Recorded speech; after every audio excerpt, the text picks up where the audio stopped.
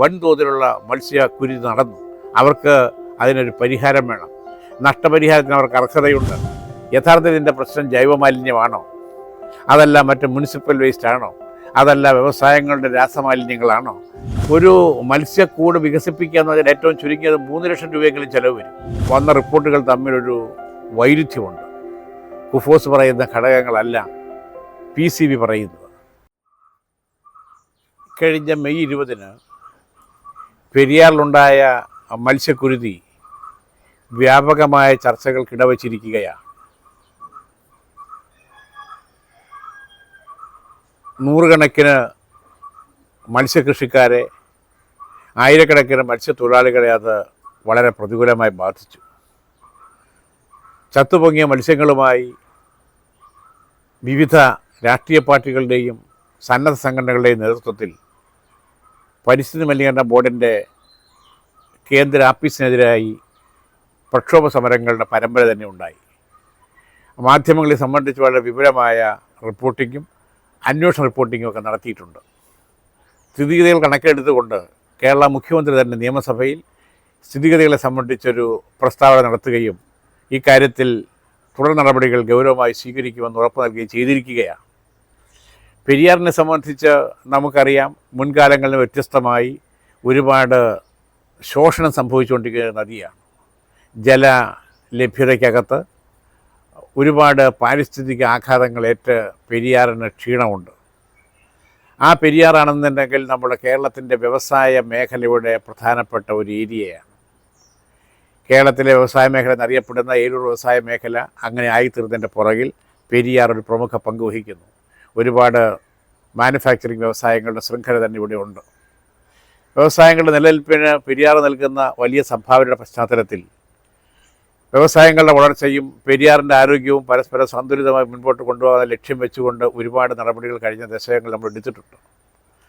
1944 ആരംഭിക്കുന്ന FACTയുടെ പ്രവർത്തനം തൊട്ട് ഇങ്ങോട്ട് രാസമാലിന്യങ്ങൾ പുഴയിലേക്ക് പോകുന്ന പ്രശ്നത്തിനെതിരായ ജാഗ്രത നമ്മൾ എടുത്തിട്ടുണ്ടെങ്കിലും ആദ്യ ദശകങ്ങളിൽ അത് ഗൗരവമായിരുന്നില്ല.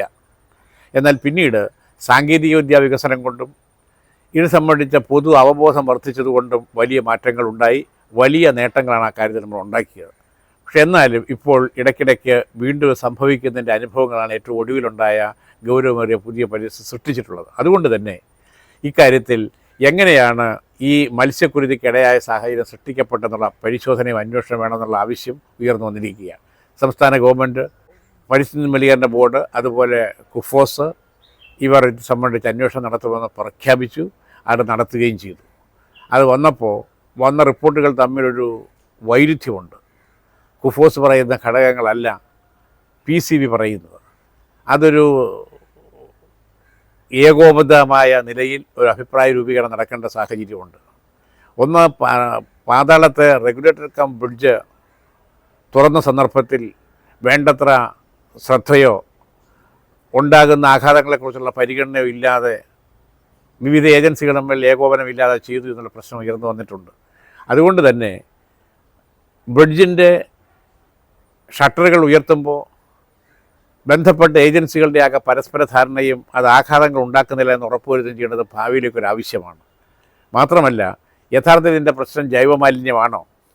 അതല്ല മറ്റ് മുനിസിപ്പൽ വേസ്റ്റ് ആണോ? അതല്ല വ്യവസായങ്ങളുടെ രാസമാലിന്യങ്ങളാണോ? രാസമാലിന്യങ്ങളാണെങ്കിൽ ഏത് ഘടകങ്ങളാണ്? എങ്ങനെയാണ് പുഴയിൽ വെള്ളത്തിൻ്റെ ഓക്സിജൻ മാറുന്നത്? എങ്ങനെയാണ് ഹൈഡ്രജൻ സൾഫൈഡ് കൂടുന്നത്? എങ്ങനെയാണ് അമോണിയ കണ്ടൻറ്റ് കൂടുന്നത്? ഇതിനൊക്കെ കാരണങ്ങളുണ്ട്. ഇതെല്ലാം കണ്ടെത്താൻ കഴിയണം. ഉത്തരവാദികൾ ആരാണെന്ന് അറിയുകയും വേണം. അതിന് പറ്റുന്നൊരു അന്വേഷണത്തിൻ്റെ കാര്യത്തിൽ ഒരു ചടുലമായ നീക്കവും വിശ്വാസ്യതയുള്ള റിപ്പോർട്ടും വരേണ്ട ആവശ്യമുണ്ടെന്നുള്ളത് കൊണ്ട് അങ്ങനൊരു ആവശ്യം ഇപ്പോൾ കാര്യമായി ഉയർന്നു വന്നിട്ടുണ്ട്. കേരള ഹൈക്കോടതി സ്വമേധയാ ഇത് സംബന്ധിച്ച അന്വേഷണത്തിന് ഇപ്പോൾ പ്രഖ്യാപനം നടത്തി. അത് കോടതി എടുത്തൊരു നിലപാടാണ്. 2 കാര്യങ്ങൾ ഇക്കാര്യത്തിൽ പ്രധാനമാണ്. ഒന്ന്, പുഴകളിലേക്ക് രാസമാലിന്യം ഒഴുക്കാനോ അല്ല ജൈവമാലിന്യം തള്ളിവിടാനോ ആർക്കും അവസരമുണ്ടാകാൻ പാടില്ലാത്ത വിധം കർശനമായ നിലപാടുകളിലേക്ക് ഗവൺമെൻറ് പോകണം. അതിന് നിയമപരമായ പിൻബലമുള്ള സംവിധാനങ്ങൾ ഉണ്ടാക്കുകയും വേണം. അത് മാത്രമല്ല, ഇപ്പോൾ ഉണ്ടായ ഈ അവസ്ഥയ്ക്ക് ഏറ്റവും വലിയ ഇരകളായിത്തീർന്ന മത്സ്യത്തൊഴിലാളികളും മത്സ്യകർഷകരും. ഇപ്പോൾ മുമ്പില്ലാത്ത വിധത്തിൽ കൂടുകൃഷി നടക്കുന്നുണ്ട്. തൊഴിലില്ലാത്ത ചെറുപ്പക്കാർ വരുമാനമാർഗം തപ്പി പ്രകൃതിയെ ആശ്രയിച്ചുകൊണ്ട് മത്സ്യകൃഷിയിലേക്കും അതിൽ കൂട് കൃഷിയിലേക്കും മത്സ്യ പാടകൃഷിയിലേക്കും അതുപോലെ തന്നെ ചീരവലയിലേക്ക് കടക്കുന്നത് വ്യാപകമാണ് ഈ മേഖലയിൽ. പെരിയാറിൻ്റെ ഈ ഏലൂർ കഴിഞ്ഞുള്ള താഴേക്കുള്ള ഒരു 10 കിലോമീറ്റർ പടിഞ്ഞാറ് വശത്തേക്ക് ഇതിൻ്റെ ഒരു ശൃംഖല തന്നെ പരമ്പരയായിട്ട് കാണാൻ കഴിയും. ആ ആളുകളെ സംബന്ധിച്ചുണ്ടായത് ഒരിക്കലും ചിന്തിക്കാനാകാത്ത നഷ്ടമാണ്. വലിയ തോതിലുള്ള വൻതോതിലുള്ള മത്സ്യക്കുരുതി നടന്നു. അവർക്ക് അതിനൊരു പരിഹാരം വേണം. നഷ്ടപരിഹാരത്തിന് അവർക്ക് അർഹതയുണ്ട്. ആ നഷ്ടപരിഹാരം തിട്ടപ്പെടുത്താനായിട്ട് ഫിഷറീസ് വകുപ്പിന് കഴിയണം. ഒരു മത്സ്യക്കൂട് വികസിപ്പിക്കുക എന്ന് പറഞ്ഞാൽ ഏറ്റവും ചുരുങ്ങിയത് 3 ലക്ഷം രൂപയെങ്കിലും ചിലവ് വരും.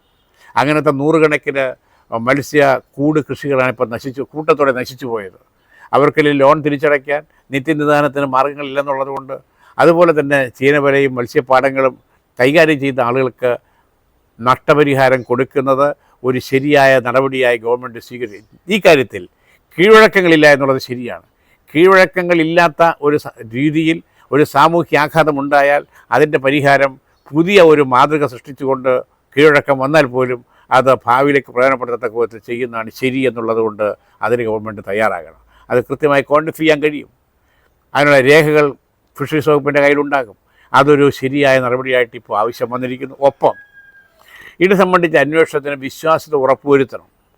ശാസ്ത്ര സാങ്കേതിക രംഗത്തെ നേട്ടങ്ങളും മറ്റ് അന്വേഷണ സംവിധാനങ്ങളുടെ എല്ലാം ഉപയോഗപ്പെടുത്തിക്കൊണ്ടുള്ള രീതി PCB എടുത്താൽ PCBയുടെയും ക്രെഡിബിലിറ്റി ഉയർത്തുക എന്നുള്ളത് പ്രധാനമാണ്. പരിസ്ഥിതി മലിനീകരണ ബോർഡ് ആക്ഷേപങ്ങൾ കേൾക്കാനുള്ള സംവിധാനമല്ല. കുറ്റമറ്റ നിലയിൽ അവരുടെ ജോലി അവരെ നിർവഹിക്കുക തന്നെ ചെയ്യുന്നു എന്ന് അവർ ഉറപ്പുവരുത്തണം. അവരങ്ങനെ ചെയ്തു എന്നുള്ളത് ഗവൺമെൻറ് ഉറപ്പുവരുത്തണം. ഈ ഒരു സ്ഥിതിവിശേഷം പെരിയാറിലുണ്ടായ സമീപ നാളുകളിലെ മത്സ്യക്കുരുതിയുടെ പശ്ചാത്തലത്തിൽ ബന്ധപ്പെട്ട ഗവൺമെൻറ്റുകളുടെ ഭാഗത്തുണ്ടാവുകയും അതങ്ങനെ ഉണ്ടായി എന്ന് ഉറപ്പുവരുത്താൻ വേണ്ടി രാഷ്ട്രീയ പാർട്ടികളും സന്നദ്ധ സംഘടനകളും ജാഗ്രത കാണിക്കുകയും വേണമെന്നുള്ളതാണ് ഇത് സംബന്ധിച്ച് ഇന്നത്തെ ചിന്തയിലെ പ്രധാനപ്പെട്ട കാര്യം.